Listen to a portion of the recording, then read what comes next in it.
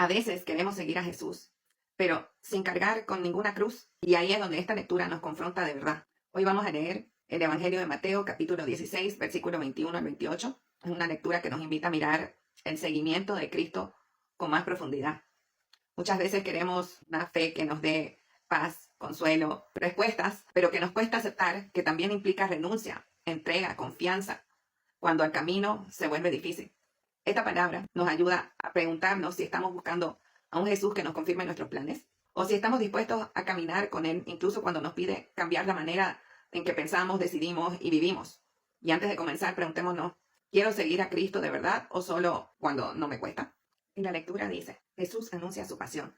A partir de ese día, Jesucristo comenzó a explicar a sus discípulos que debía ir a Jerusalén y que ahí las autoridades judías, los sumos sacerdotes y los maestros de la ley lo iban a hacer sufrir mucho. Les dijo también que iba a ser condenado a muerte y que resucitaría al tercer día. Pedro lo llevó aparte y se puso a reprenderlo, diciéndole, Dios te libre, Señor. No pueden sucederte esas cosas. Pero Jesús se volvió y le dijo, detrás de mí, Satanás, tú me harías tropezar. No piensas como Dios, sino como los hombres. Entonces dijo Jesús a sus discípulos, el que quiera seguirme, que renuncie a sí mismo, que cargue con su cruz y que me siga. Pues el que quiera asegurar su vida, la perderá. Pero el que pierda su vida por mí, la hallará. ¿De qué le servirá al hombre ganar el mundo entero si se pierde a sí mismo? Pues, ¿de dónde sacará con qué rescatar su propia persona? Sepan que el Hijo del Hombre vendrá con la gloria de su Padre, rodeado de sus ángeles. Entonces recompensará a cada uno según su conducta. En verdad, les digo que algunos de ustedes no morirán sin antes haber visto al Hijo del Hombre viniendo como Rey. Entonces, la explicación de Mateo, capítulo 16, versículo 21 al 28, al principio nos dice que Jesús comienza a mostrar a los discípulos que Él tiene que ir a Jerusalén. Y ahí es donde va a sufrir mucho. Va a ser rechazado por los líderes religiosos.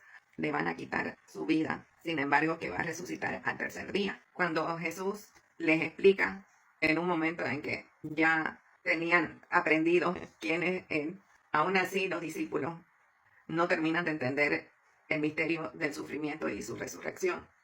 Por eso es que el Señor vuelve a insistir con claridad en las dificultades para que sus mentes se abran.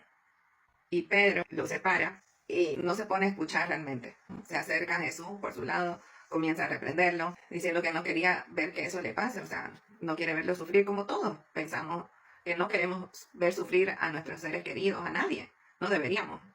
Pero Jesús lo frena y le dice que se ponga detrás de él, o sea, ponte detrás, Satanás, le dice todavía, porque él, Jesús, interpreta esa reacción como un obstáculo, porque sabe que ese es su destino y tiene que seguirlo, pero lo está queriendo desviar para sentir que esos sufrimientos no deberían de pasar. Entonces, en este caso, Pedro realmente no está pensando en las cosas de Dios, sino cosas humanas. Jesús muestra por qué el sufrimiento de la cruz es lo que el enemigo desea que no ocurra. Por eso lo empuja a Pedro, para que lo tiente y lo aparte del plan divino. Esas son las distracciones que tenemos actualmente, en que tenemos una asignación, sin embargo, aparece una u otra cosa para evitar que sigamos eso. Jesús corrige y enseña el beneficio de su pasión. ¿Por qué va a suceder esto? ¿Para qué va a suceder esto? Para que los discípulos no crean que sufrir es algo inadecuado para Él, sino que para que entiendan que sin esa preparación, la salvación misma queda en peligro. No nos va a poder salvar, porque ese es el plan. Y luego Jesús les dice que los que quieran realmente seguirlo, tienen que negarse a sí mismos, tomar su propia cruz y seguirlo. Tenemos que imitar lo que Él hizo. Para cumplir la meta tenemos que pasar por ciertas cosas. Y Él invita y no nos obliga a hacerlo, pero nos dice que si queremos seguirlo, tenemos que hacer eso. Entonces, ¿qué podemos sacar de esto?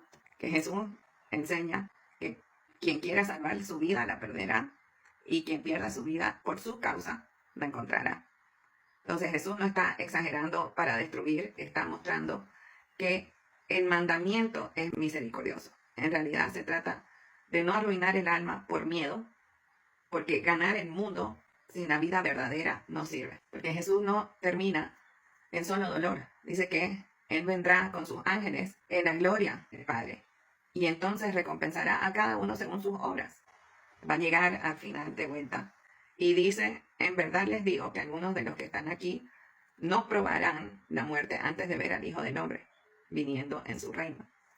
Y eso es que el reino de Dios se manifestará antes de que ellos se cierren en la desesperanza. No significa su muerte física, sino muerte espiritual.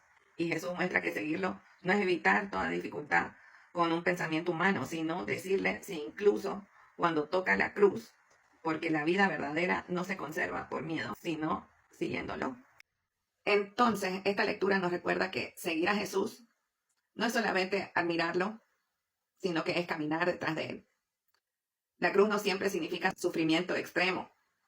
A veces es soltar el orgullo, perdonar, obedecer, esperar, decir la verdad, cambiar el rumbo o elegir a Dios cuando sería más fácil elegir la comodidad.